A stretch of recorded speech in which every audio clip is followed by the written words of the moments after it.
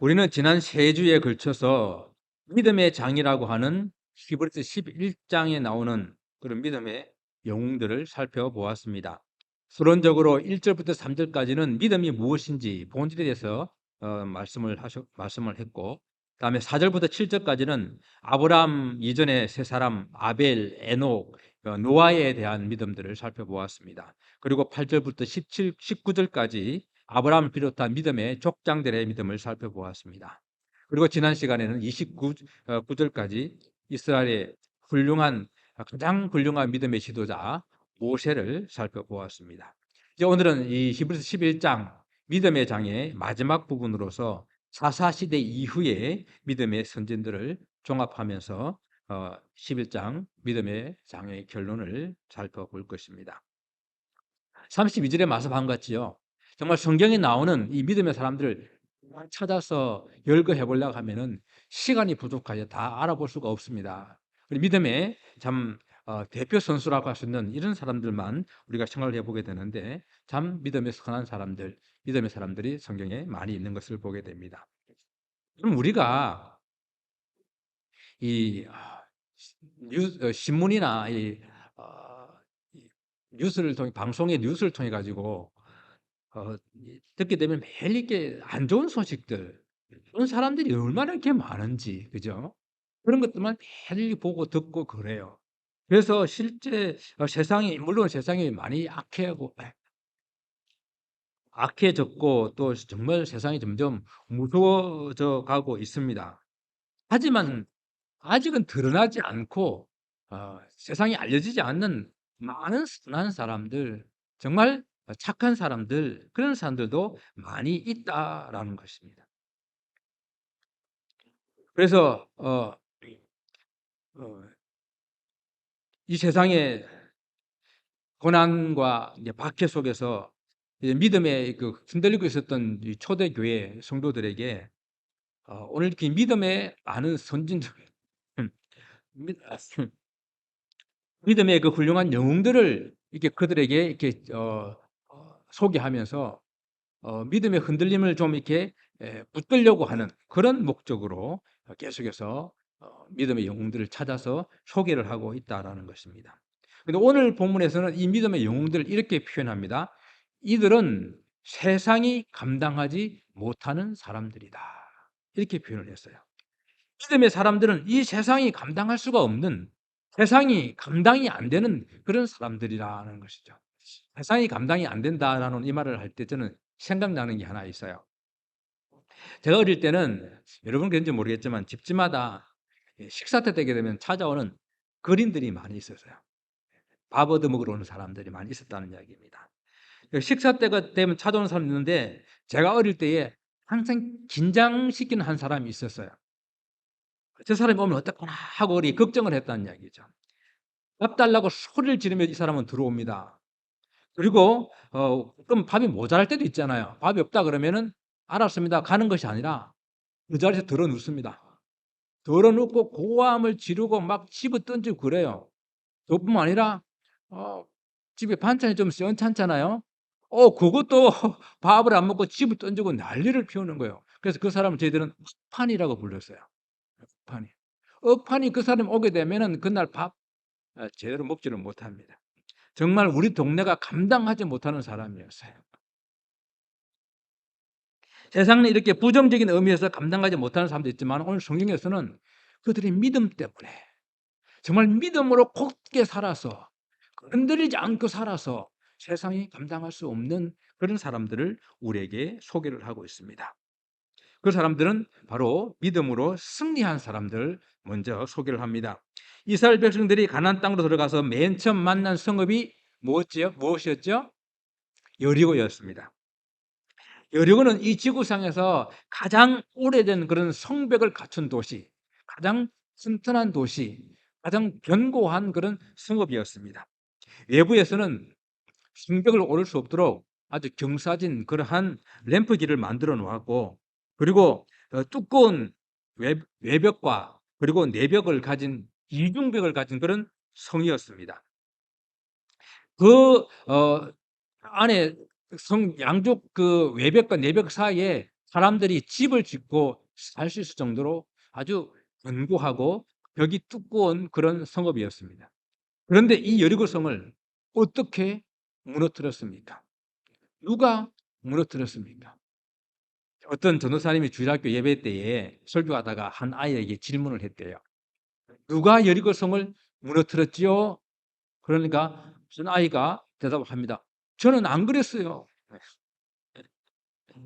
전도사님이 아주 기가 막혀가지고 설교 끝나고 난 다음에 교사들한테 좀 이렇게 책망을 하려고 물어보고, 아니 내가 여리고성을 누가 무너뜨렸냐라고 말하니까 자기가 안 그랬다 그러는데 어떻게 된 거예요? 하니까 그 교사가 아주 정색을 하는 말이, 전사님 그 애는 거짓말을 못해요. 예, 여러분 여리고성을 누가 무너뜨렸습니까? 예, 결론적으로 말하면 하나님께서 무너뜨렸습니다. 요단강을 건너고, 예, 이제 여리고성 전투를 해야 되는데 하나님은 이스라엘 백성들한테 정말 이해가 안 되는 명령을 하셨어요. 그 명령이, 야 너희들 할례를 행해라. 여러분 알다시피 할례라고 하는 것은 남자들이 할례를 행하고 나면은 며칠을 꼼짝을 못 합니다. 그동안에 여리고 사람들이 나와 가지고 쳐들어오게 되면은 꼼짝없이 당할 수밖에 없는 그러한 처지예요. 여러분 야곱의 딸 디나의 사건 아시죠? 디나가 세겜에서 세겜 여자들은 어떻게 사나 하고 구경하러 나갔다가 그 세겜의 족장의 아들한테 어려운 일을 당했습니다. 그런데 이 아들이 그 디나를 사랑해 가지고 이제는 결혼까지 하려고 그러는 거예요. 그러니까 이 디나의 오라버니들이 화가 나 가지고 머리를 썼습니다. 그래, 우리 오늘 우리 누이와 결혼하려 그러면은 우리와 같이 너희도 할례를 받아야 돼. 그러니까 그들이 할례를 받겠다 그러는 거예요. 그래서 다 할례를 행하고 아파하고 있을 때 들어가 가지고 다 죽이고 다 약탈해 버렸습니다. 이런 거예요. 지금 이스라엘 백성들이 이제는 요단강을 건너 가지고 바로 눈앞에 있는 여리고성 앞에서 할례를 하고 다 누워 있다고 한다면은 지금 쳐들어가면은 이스라엘은 꼼짝없이 다 멸망을 당하는 것입니다. 그러나 여호수아는 그 하나님 말씀에 순종하고, 그리고 이스라엘 백성들이 순종하여서 다 할례를 행합니다. 그러고 난 다음에 또 하나님께서는 여리고성을 점령하기 위해서 제사장들은 다 나팔을 불고 언약궤를 메고, 그리고 그 뒤에 이스라엘 백성들이 다 따라가지고 여리고성을 한 바퀴씩 돌아라. 7일 동안. 세상에 이런 전술은 없어요. 그리고 마지막 7째 날에는 7바퀴를 돌아라. 그리고 난 다음에 함성을 질러라. 이런 전술은 없다니까요. 견고한 여리고성 앞에서 그 성을 돌고 난 다음에 13바퀴를 돌고 난 다음에 함성을 질러라라고 말합니다.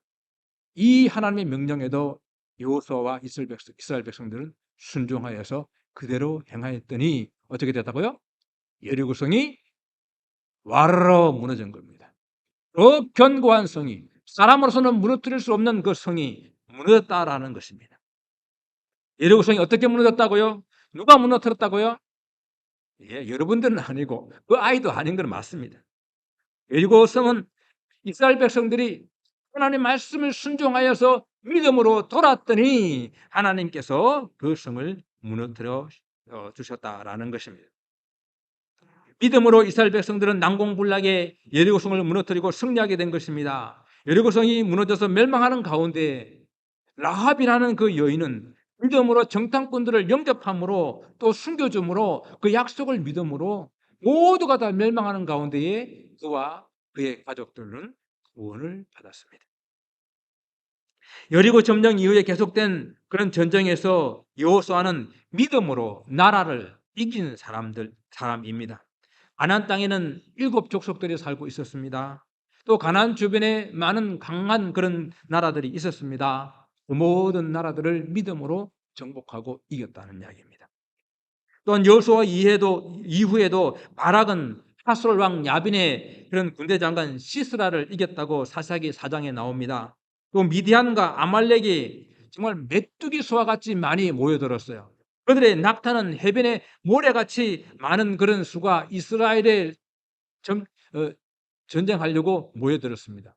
그래서 기드온 사사는요, 그들을 대항하려고 32,000명을 모았어요.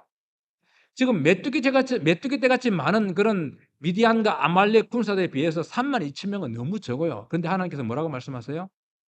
너무 많아. 돌려보내. 그리고 다 돌려보내고 또 돌려보내고 남은 사람이 몇하고 얼마라고요? 300명이라고요. 32,000명을 모았는데 31,700명을 돌려보내고 300명만 모아서 하나님께서는 그 메뚜기 떼와 같이 많은 미디안과 아말렉을 이기게 하셨습니다. 입다는 암몬을 이겼다 그랬습니다. 주변의 나라들을 이기는 사람들 대표적인 그런 사람을 하게 되면 우리는 다윗을 손꼽을 수 있잖아요. 다윗은 전쟁에 나가기 전에 항상 하나님께 하나님 내가 이 전쟁에 나갈까요 말까요? 하나님 저 원수들을 내 손에 붙여주시겠습니까? 하나님께서 그래 하라 내가 저들을 너의 손에 붙이리라 하면 그런 올라가면 싸우면 백전백승이었다는 이야기예요.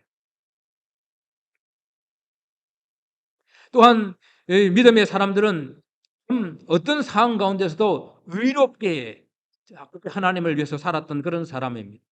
사무엘이요. 혼미한 사사시대에 사무엘은 정말 의롭게 진실하게 하나님을 숨기는 그런 사람이었습니다. 그가 그의 사역을 다 마치고 마지막 때가 되었을 때에 백성들에게 물어봅니다. 내가 누구의 소를 빼앗았느냐? 내가 누구의 나귀를 빼앗았느냐? 누구를 속였느냐?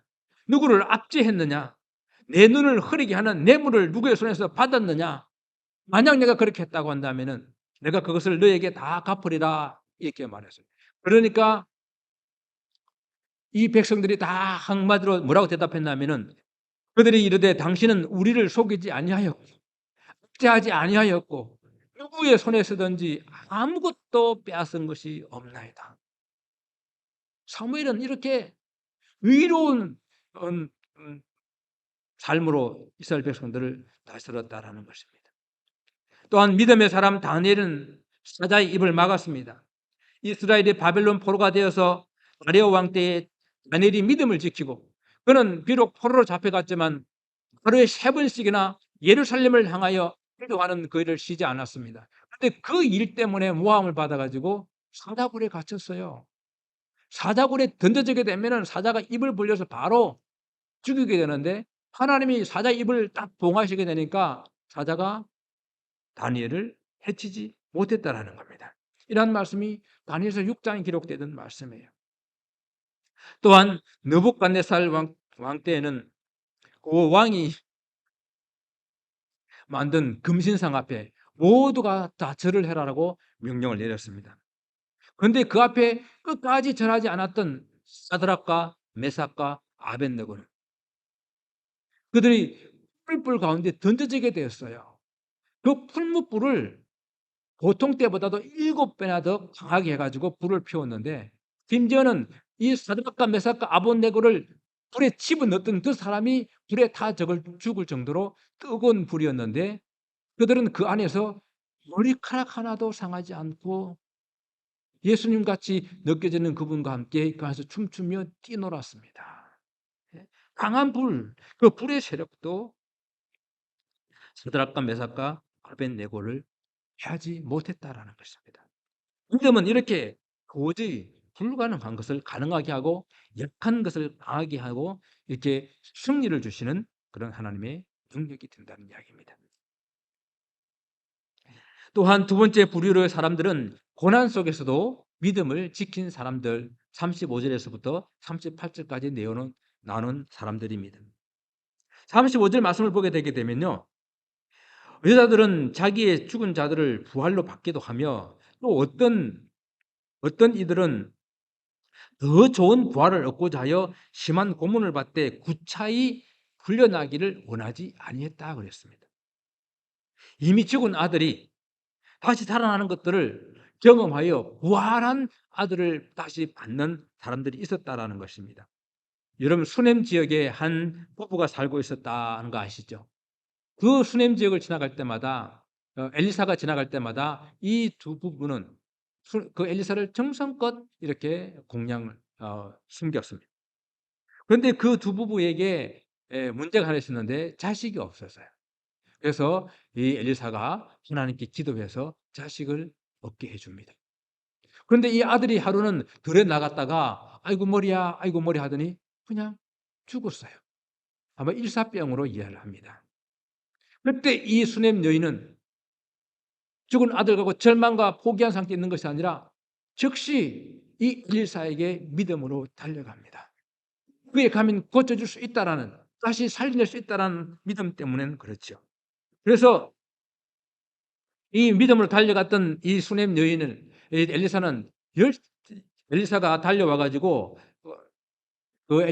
수넴 이미 죽은 아이 위에 그 몸을 올려서 눈을 눈으로, 입을 입으로 맞추며 손으로 손을 맞추며 그 아이를 몸을 데웠더니 그 아이가 7번 재치기를 하고 다시 살아나게 됩니다.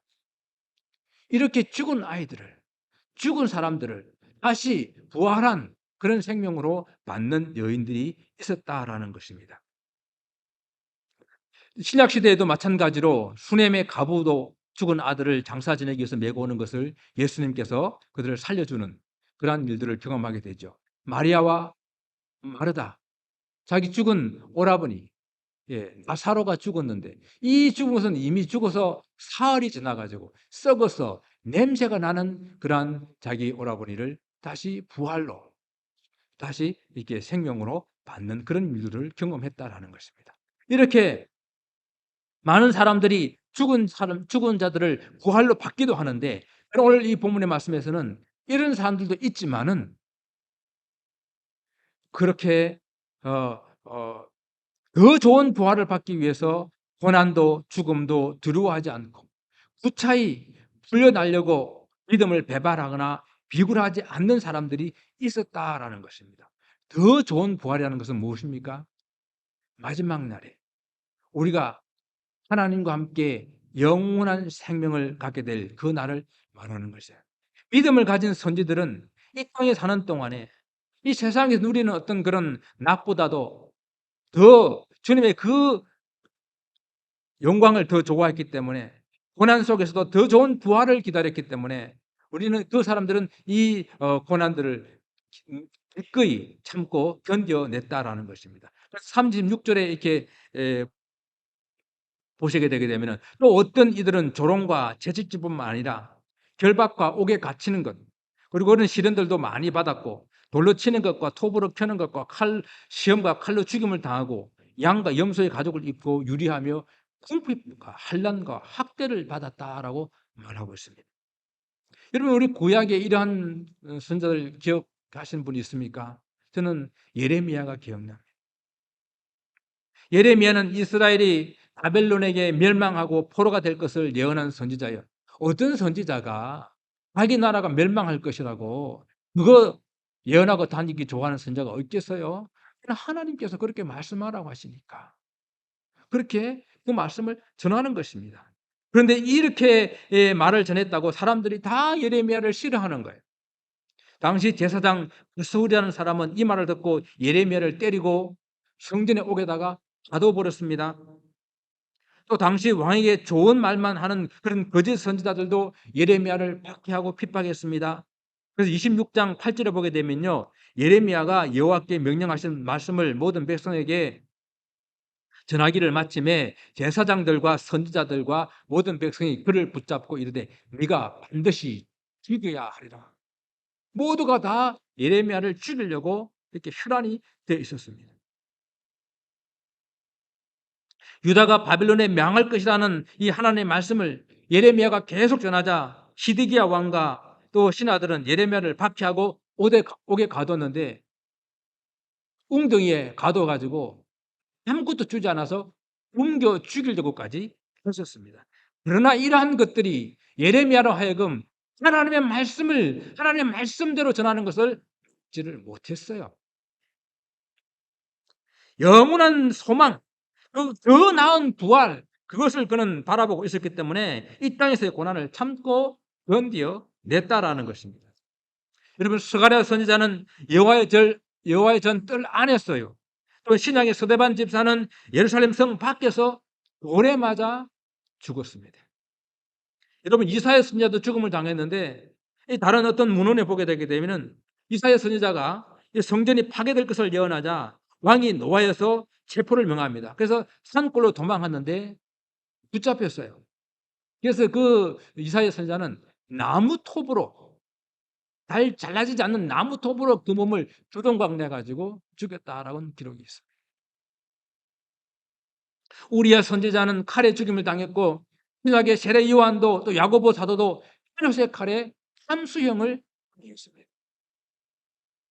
이와 같이 선지자들은 편안하고 안락한 삶을 버리고 광야에서 약대 트롯을 입고 염소 트롯을 입고 유리 방황하며 끝까지 하나님의 말씀을 전하며 믿음을 지키며 그들의 당한 고난과 환난을 딛고 견디는 삶이었습니다.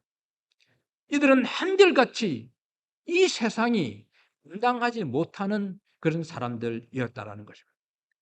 세상이 아무리 좋은 것으로 유혹하고 또 때리고 감옥에 가두고 그들의 죽음으로 위협한다 하더라도 하나님 말씀대로만 전하고 하나님 말씀을 행하고 하나님 말씀을 지키는 그들의 믿음을 배반하지 아니하는 그런 사람들, 세상이 어떠한 것으로도 감당할 수 없는 사람들이었다라는 것입니다.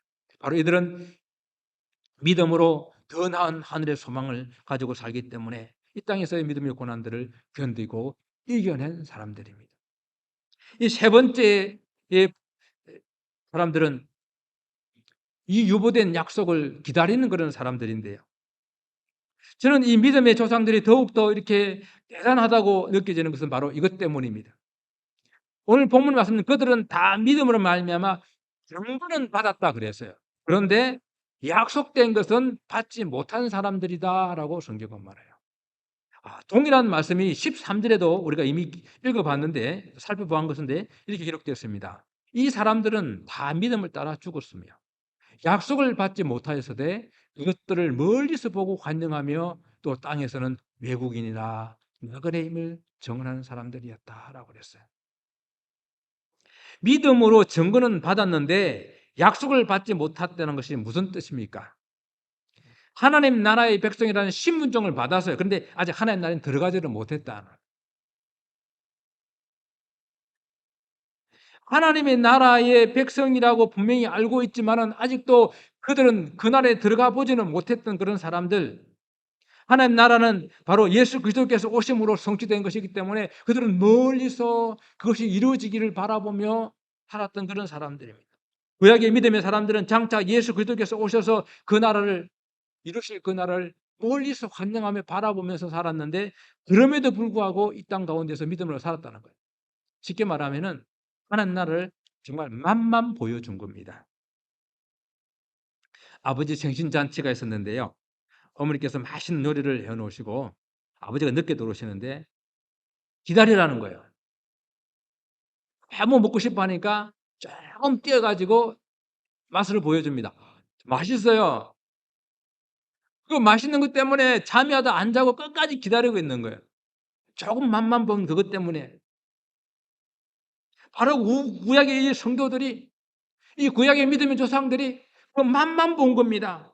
그러면서도 그들은 믿음의 선한 싸움을 싸워 승리했었고 그리고 믿음으로 그 고난과 핍박을 견뎌냈다라는 거예요. 그러니까 이들이 대단하다는 얘기예요. 저는 주일학교 찬양 중에 여러분 이 찬양이 기억이 나는데 즐거운 모임이라는 찬양 여러분 아세요?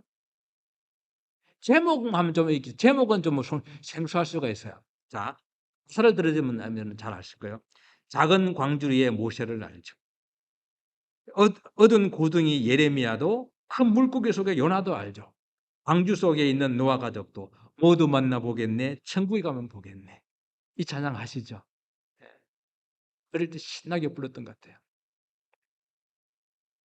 정말 이 내 죄가 용서받아 자유케 됐네. 모두 만나보겠네. 천국에 가면 보겠네. 이 얼마나 즐거운 모임일까 이렇게 찬양하는 것인데 정말 저는 저들의 믿음이 너무 부럽고 그리고 어떻게 그렇게 견뎌냈는지 어떻게 그렇게 믿음에 승리했는지 물어보고 싶어요.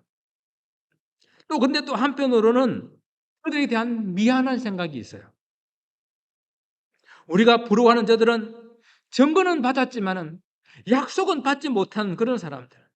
하나님 주신 증거만 가지고도 그렇게 하나님 주실 약속을 바라보고 믿음의 길을 달려갔던 그런 사람들이기 때문입니다. 오늘 근데 40절 말씀을 보게 되면요. 우리 같이 한번 읽어볼까요? 이는 하나님이 우리를 위하여 더 좋은 것을 예비하셨은즉 우리가 아니면 그들로 온전함을 이루지 못하게 하려 하십니다.